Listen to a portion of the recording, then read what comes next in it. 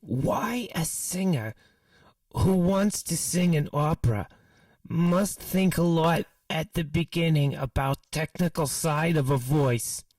Why is our duty to develop our voice, our muscles first? Muscles. Hi, and welcome to This Is Opera. I mean, the voice of This Is Opera. Not directly This Is Opera. Anyway, I'm Amelio Pawns. You must serve music because music is so enormous and can envelop you into such a Candy. a state of Maria. of perpetual She's the best. anxiety and torture. She was the moistest. But it is our first. This candy's not. Oh, here's peace. Anyway. But in order to serve the music, you must have an instrument to begin with. There are certain things that you must know if you really love opera singing and want to become a great singer. Great voice, number one. Great voice is not something that comes from heaven. It comes from hell, baby. Voice is not what it is. It can be changed. It is what it is, but it's not what it is. It can be changed, which means it is what it is. It can be changed because it is that. Anyway, 3, developing a voice takes a lot of time and patience. Singer must work like an instrumentalist at the keyboard online. I think I'm going to pour some wine here. Scales and exercises. Ugh, the licorice candy's kind of strong. Felt that scales were what kind of solid base you have when you're playing. So, okay, singer must practice just like instrumentalists do, but we don't mean scales, arpeggios, etc. We mean something more basic. Talking online. The production of a tone. Also. The most common mistake in modern vocal pedagogy, but an old one too sometimes, is that the voice of a certain person cannot be changed. If a voice is weak, it will stay weak forever. If a voice is ugly, it will stay ugly forever, etc. Yes, I got that one. They go by so fast. No, the scales. He's really practicing. Yeah. Sounds good. Okay. Good job. Alright. You made your point. Oh, gee.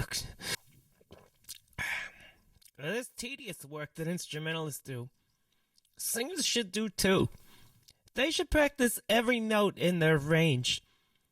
They should try to make every note perfect. We say try, because nobody is a robot. Except for a lot of our accounts are robots. Anyway, pure, clear, full. In order to have a voice that is equally strong, firm, clear, from top to bottom. That's the stuff. This wine is great. Not too moist. It's dry. Dry wine. I don't like moist wine. It's not the best. I like moist singing, though. So, top to bottom's up. Oh, and speaking of moisture, here to make opera moist again. Moisture Patrol.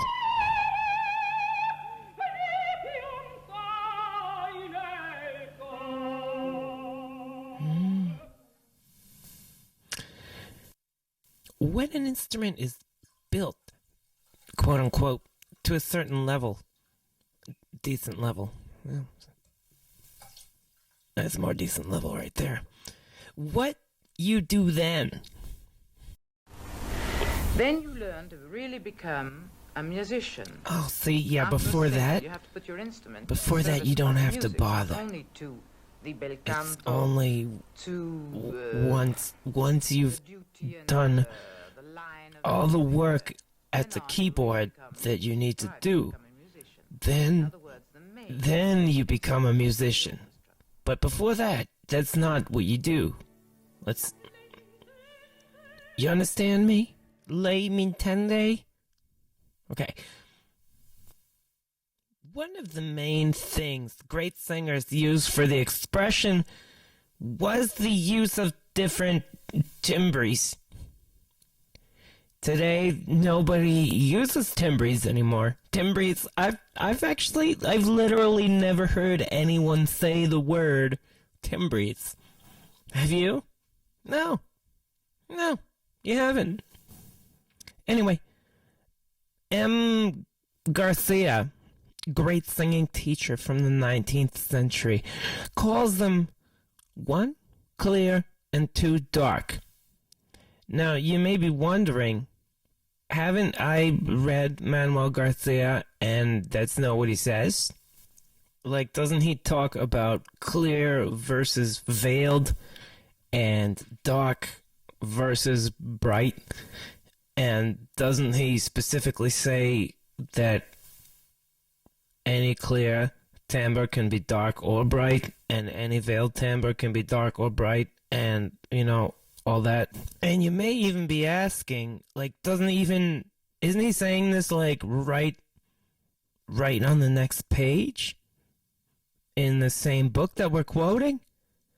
And yeah, that might be true, but,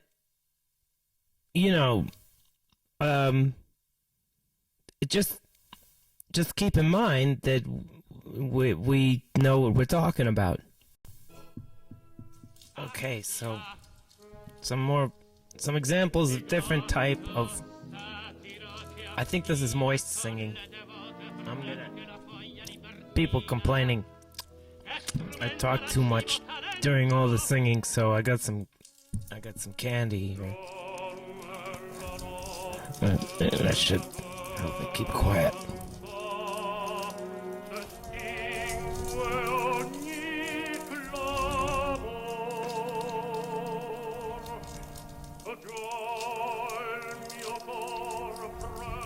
Yeah. I mean, I do have to say it is moist. It's darker. The first one was a kind of bright moistness, and this is more of a dark kind of moistness.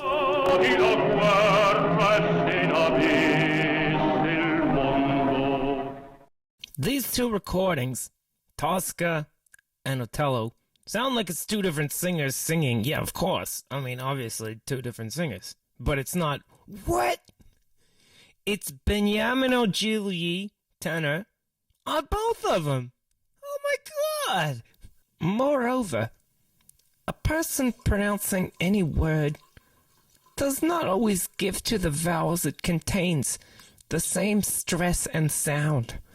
For as soon as any passion animates a speaker, the vowels unavoidably receive its influence and strike our ear by the clearness or dullness of their shadings, and the brilliancy or somberness of their timbre. In the word father, for instance, the will not maintain the same sonorousness in a passage of tenderness as in one of anger, raillery, entreaty, or menace. The timbre should vary with every varying passion to be expressed. For instance, if the melody and the words indicate deep grief, a bright quality would evidently make the voice belie the sentiment. The brilliant tone which suits Figaro's entrance in Largo al factotum della città, or in that fine air of Don Giovanni fincando al vino, would be shrieky and misplaced in the air of Edgardo fra poco. Oh, man. I can just never keep up with this text, can you? Anyway, quote-unquote clear timbre is often used in light, funny, or nasty, angry, sarcastic phrases. Let's hear B. Gigli demonstrating timbre clear. Alright, gotta stay quiet.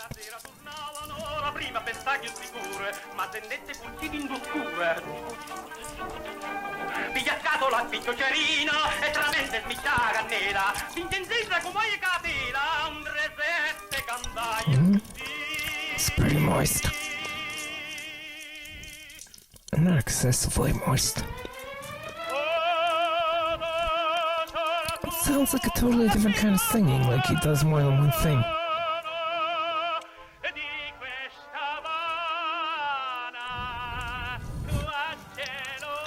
I mean, I guess you can do more than one thing.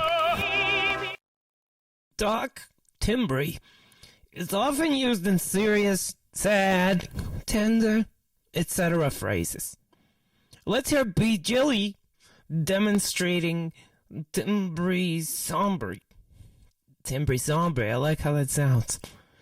Anyway, yeah, does anyone else get the feeling that there's some really rookie mistakes going on here with just not being aware how clear and dark and bright and clear have a weird way of not translating well between the languages that we're talking about, and that the reading of English translation of a French book here and just getting a little bit confused about clear and dark and bright and dark and clear and veiled.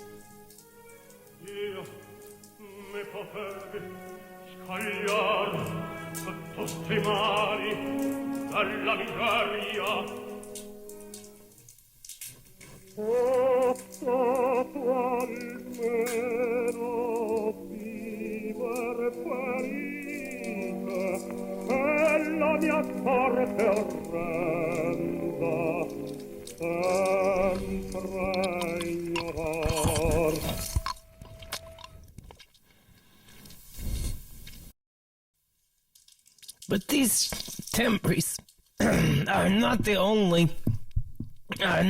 only for expression.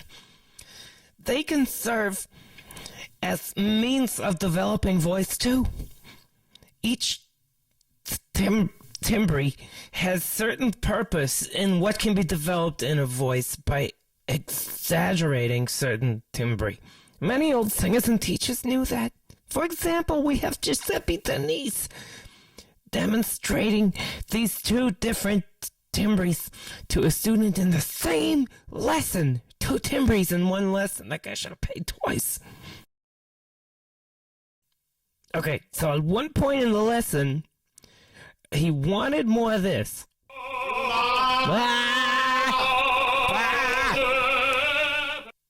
And at one point, he wanted more of this. Senti, come il passato deve fare. Oh, non ne voglio, io non ne voglio. Oh, no, appoggiato scuro, con la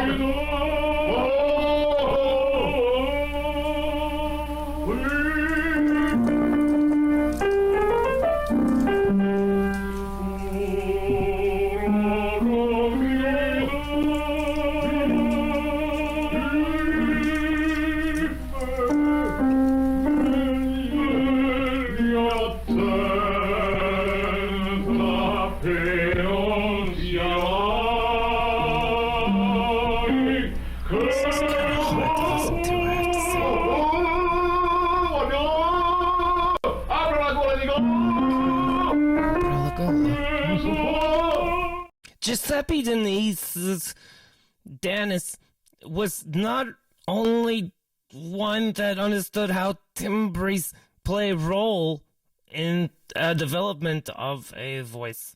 Let's read a bit about Giovanni Sbriglia, who was an Italian tenor and prominent teacher of singing. There is no try. Do or do not. Try not. Only do. He was eminently a practical teacher. He had very little theory and talked very little. He was not a good musician, played none to speak of on the piano, and of course knew nothing of the most modern operas, like La Traviata. But he was a real teacher of the voice. He had that rare talent known as the vocal gift.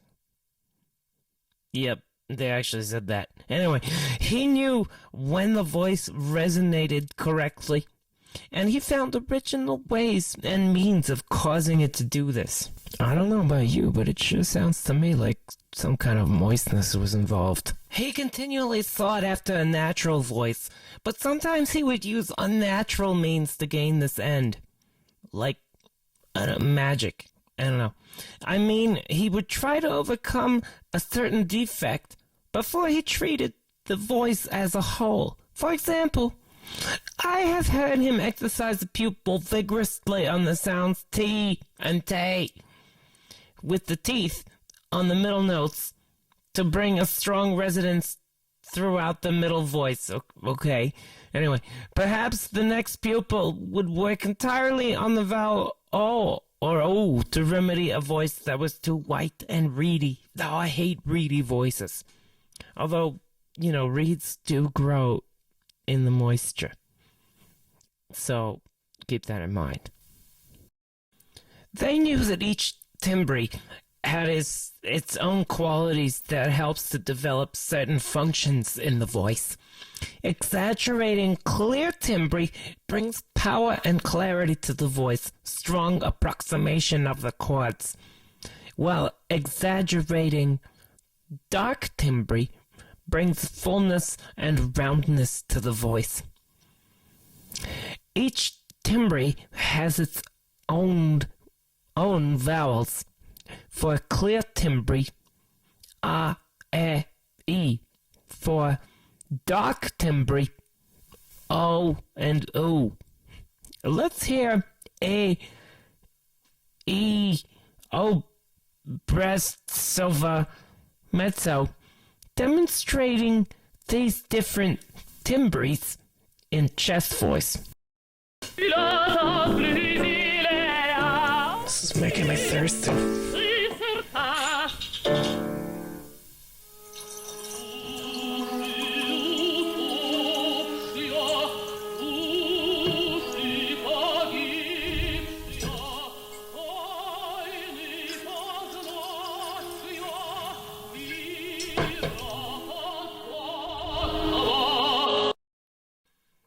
During development of the voice, certain timbre and vowels can even be forbidden or avoided if necessary, depending on a problem. For example, let's imagine we have a female voice who has only chest voice and cannot approach to the falsetto or head voice, because now this is the one where we like the falsetto. Anyway, that student must definitely avoid clear timbre for a while. And by clear here, we mean clear, which might be clear or bright, depending on our rookie mistake that we make. Well, we'll just change it around, and you'll keep coming for lessons. Anyway, she must be motivated to do a lot of hooty, dull, hollow sounds in order to wake up falsetto function in her voice.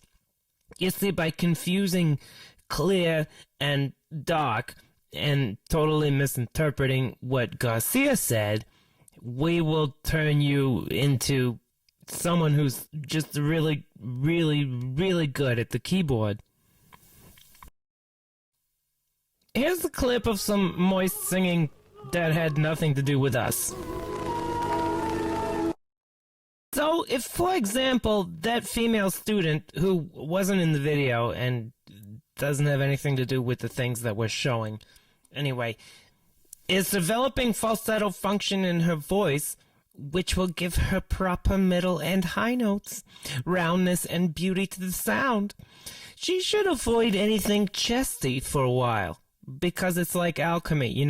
If you mix in chestiness. It just stays with you. It's like a taint. No clear timbre, no etc. Everything should be, woo. It will not sound perfect or beautiful at the first, but that's not a goal anyway. It's never been our goal. The goal is just to keep you coming for lessons. Anyway, purpose of that is to develop certain function in a voice. Voice cannot be developed in one day. It can't be developed in 1 year either. People keep criticizing us for, not being able to show how this works, but it can't be done in a day or one decade. Let's take another example. Just not one of our examples, because if you heard that, then we wouldn't be talking. Anyway, female student that has more or less a good falsetto function, but head voice is lacking clarity. It sounds too veiled. Wait, veiled. Now you know what veiled means?